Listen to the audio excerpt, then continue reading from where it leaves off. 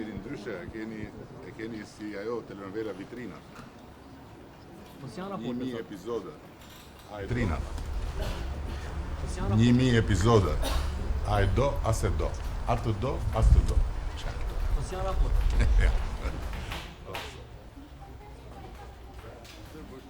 Si po të ketë përgjigje, vazhdo në telenovela. Si do bësh ti, a e do, as e do. Si telenovelën dhe nuk kthejnë një përgjigje nëse do pranoni vendimin e një kohë për vallë. Është shumë e thjeshtë. Është përgjigje, pra, ti e në përveç shtypje. A do marrë fjalën? Ja, tani s'po e plotson këtë. Po thua hapni vendin se do hidhen prapë. Pse duhet biesh ti në sy gjithmonë me ulërinë? Nuk bie në sy nëse kryeministria do kishte bërë një reagim që dje, se çfarë mendon për vendimin e Gjykatës, nuk do t'i prysa fare këtë çështje sot. Vren shtypi. Merre fjalën. Fol me etik edhe je rregull. Do ta marrësh përgjigjen për çdo pyetje që do bësh, gjithmonë. Vetëm se duhet me etik. Nuk marr të drejtën e pyetjes asnjëherë. Nëse do të më përmbush do dy kritere, unë do thyej çdo rregull do ta jap gjithmonë drejtën e pyetjes.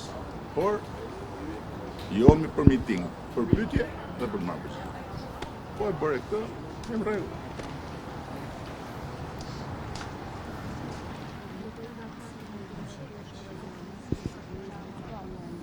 Pra ndjes Ergys sepse të ndërpreva për të kapur në një fjalë më tepër që dëgjohet nga komunikimet që zhvillon her pas here kryeministri. Por nëse mund të na riprodhosh diçka që na shpëtoi sepse nuk janë mikrofonat afër dhe kështu që ndoshta cilësia e zërit nuk është aq e mirë për ta ndjekur kryeministrin. Të kaloj linjën Ergys.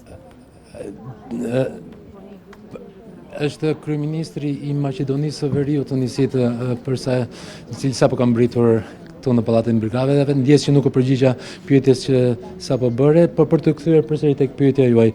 Nisida kryeministri bëri të ditur se gazetarët do të kenë mundësi të bëjnë pyetjen dhe do të përgjigjen të gjitha pyetjeve me të interesit të tyre, por të shohin nëse do të kenë mundësi të bëjnë pyetje në këtë konferencë për shtypje të tjera, duke ruajtur etikun.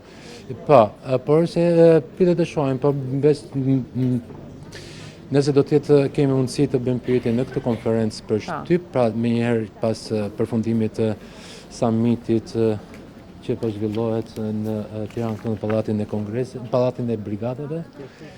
Por sigurisht është një kryeçështje e politikës shqiptare, gjithçka ka ndodhur në këto më pak se 24 orët e fundit